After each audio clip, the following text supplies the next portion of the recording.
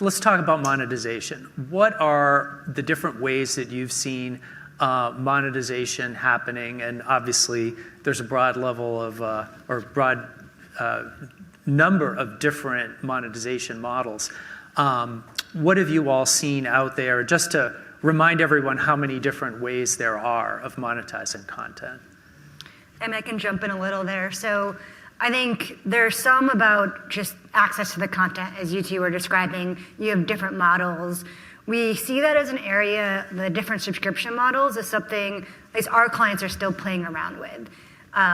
It used to be either you had your cable subscriptions or it was free online, and now you're getting a lot more different types of distribution models out there. You're getting different tiers of subscription, paid, maybe without ads, full ad load, light ad loads. And so you're getting a lot of that variety. We're seeing our clients playing around with what that looks like and figuring out, when we talk about a light ad load, what does that mean? Light compared to what? What does the consumer think light is? Because you might not be on the same page.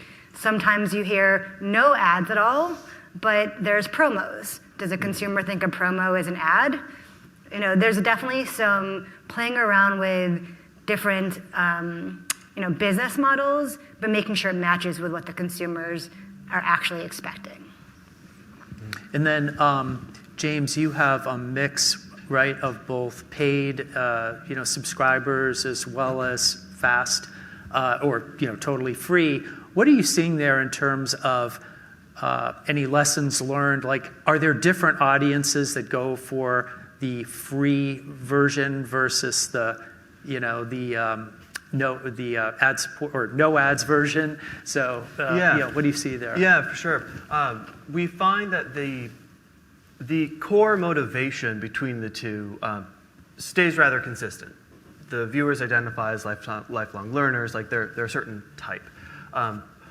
But then what you find is that there certainly are different value propositions included into that. And we find that actually we think that the FAST and SVOD pairing is actually a wonderfully synergistic combo because it allows us to really emphasize the value of the subscription service, because FAST is going to be no control. You're just going to watch what it is. There's also no choice, which in its own way is kind of a benefit. You completely remove choice paralysis, but it's going to have ads. And we find that consumption is really strong, like with really strong FAST numbers. But then when we can present some, like a related title, or, hey, like if you like this show, here's another documentary. And then that then puts the value of that subscription into a really nice light, because you're not paying to remove the pain of the ads. You're paying to gain choice. And to your point, like I'm still a bit on the fence about it, but our subscription is no ads, and I think it's going to stay that way, actually. So again, to emphasize that the difference and to create a synergy where FAST kind of has this really elegant upsell into a subscription rather than the AVOD, SVOD model where it was sort of about the removal of pain. At the same time, I mean, AVOD is here. YouTube's not going anywhere. So the AVOD model itself isn't fundamentally flawed or anything. It's just I think that the FAST SVOD pairing will allow us to talk to both audiences who are there for their own reasons and their own choices, but to pull them together in a way that creates this really elegant flow. So it may not be different audiences in that you might be able to use it as part of your marketing funnel to fast, make people aware, and then bring them in to be subscribers after that. Yes, and to your point too about like really considering programming, that's another piece of advice. If you're trying to start a FAST channel, I kind of feel like the gold rush of FAST channel creation is sort of over, but it is not enough just to launch a FAST channel. You have to maintain it, and that is just forgive me, but it's a sweaty analytics thing. Like you just have to really get into those numbers. Access to data is a huge concern for us. Samsung TV Plus and it's the current way that their contracts are structured, the changes they're thinking about making.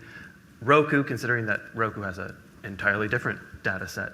And that's actually a huge challenge for us, is how can we create a unified view of our analytics when we have very different data sources? I totally, wholeheartedly agree with you. There's a need to democratize data.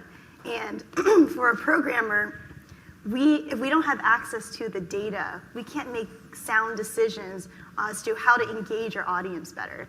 And so it's like exactly what you said, we need the data. We need to unlock these walled gardens and be able to have the data so we could produce the best content possible for our consumers. And I think that's a really good point. Yeah. I think that's why we've seen such an evolution in the world of distribution, right? At first, it was just owned and operated apps, and then your cable apps, and that's the only places you could really watch on. And then all these other distribution have popped up, from OEMs launching streaming services to virtual MVPDs to aggregators. And so now it's gotten so fragmented. So all the data, even though it's the same content and it all ties back to YouTube, it's completely fragmented. And so then that's why we saw a couple of years ago the direct-to-consumers apps coming up, right? Everyone's trying to gain access back to that subscriber information. That's worked in certain areas, but we're now seeing then FAST became a thing and more streaming services. And so that data aggregation, even if you had access, how do you make sure you're getting it in that same way that you can merge it all together and have a real story is definitely a big challenge. And it's pretty interesting to see how different people are trying to solve that.